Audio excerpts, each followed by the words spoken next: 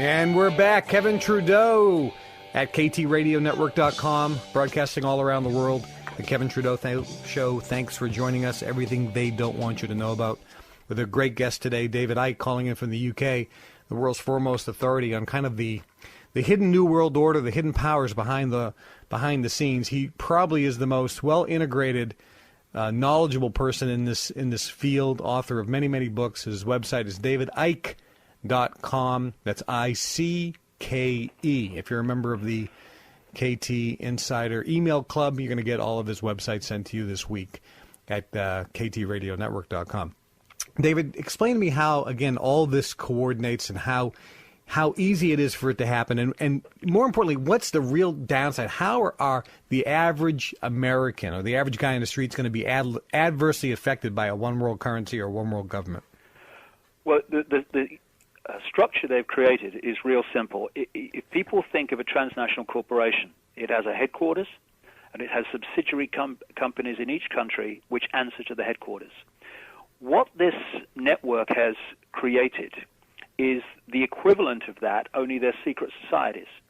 You have the headquarters, the center of the web, what I call the spider, at operational level anyway, in Europe, in places like London, Rome, Paris, Berlin, that kind of area of Europe, Western Europe. This is for historical reasons. And I'm not talking about the governments of those countries, I'm talking about the secret society web, the center of it, at operational level.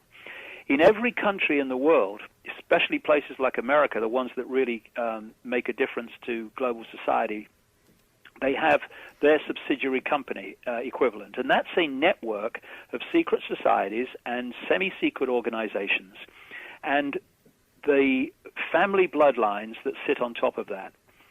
They have the job in each country of controlling and manipulating their country's politics, business, banking, medicine, pharmaceuticals, the major corporations, the military, media at ownership level, etc.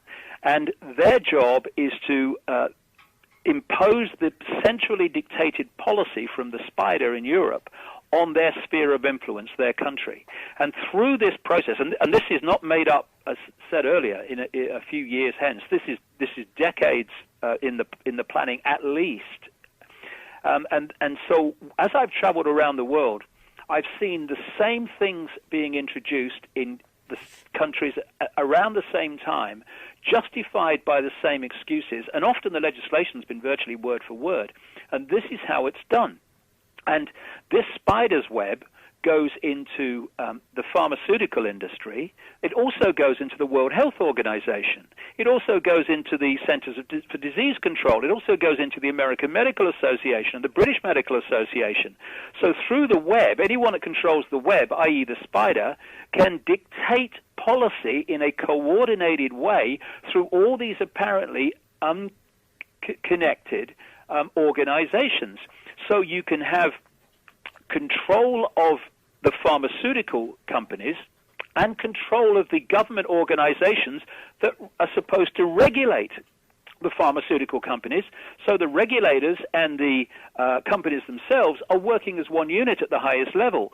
And so what we're seeing now, Kevin, with this whole swine flu scam, is the World Health Organization fundamentally connected to and working with as one unit the pharmaceutical industry, Baxter International and all these others, who are behind the, first of all, the creation of swine flu and as creating the problem, and then offering the vaccine. And people must do what they choose. But I would say, please don't have the vaccine, because this is something that is a setup to get access to the bodies of enormous numbers of people.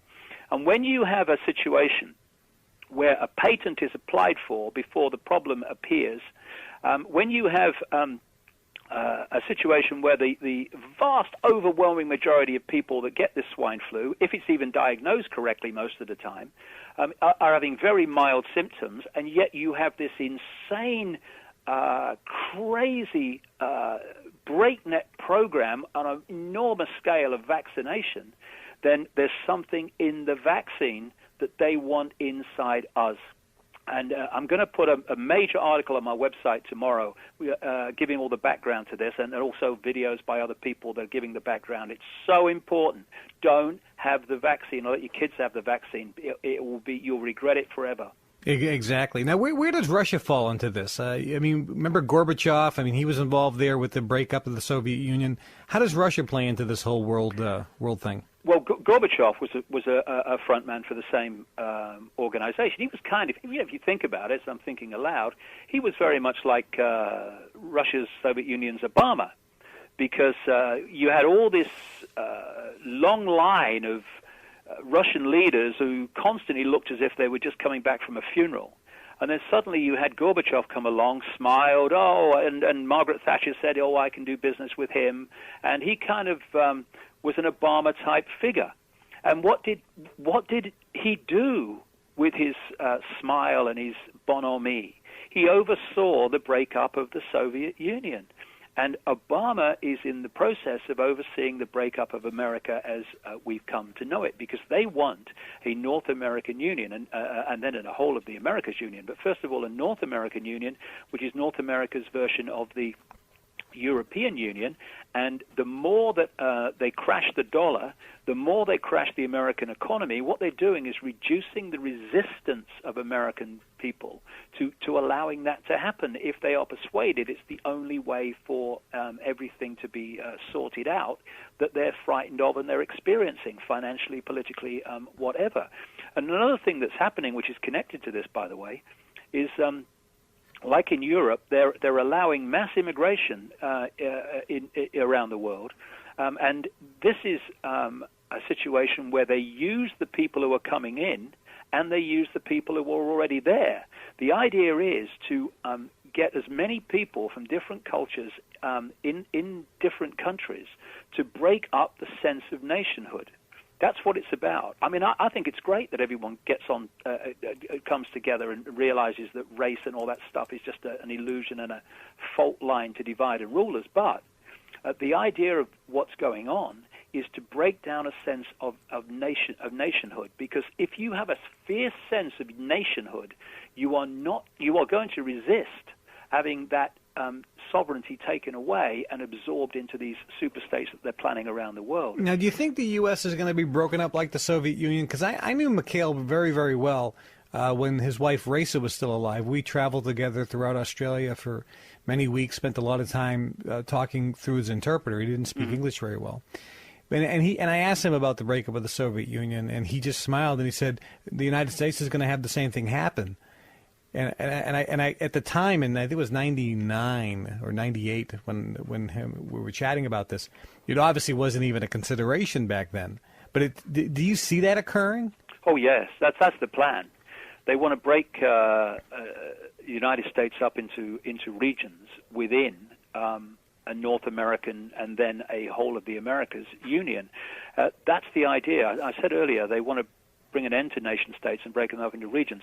In the European Union, the maps have actually been made up and published in one newspaper in this country, one mainstream newspaper, where they've broken up, for instance, the United Kingdom into regions, not regions that make any sense really, just groups of bits of land within the United Kingdom. And they've grouped these regions together with other regions in mainland Europe and Scandinavia. And these regions of the United Kingdom are not grouped together as one unit we call a nation. One part of the United Kingdom is grouped together with a region of France. Another part of the United Kingdom is grouped together with a region of Scandinavia.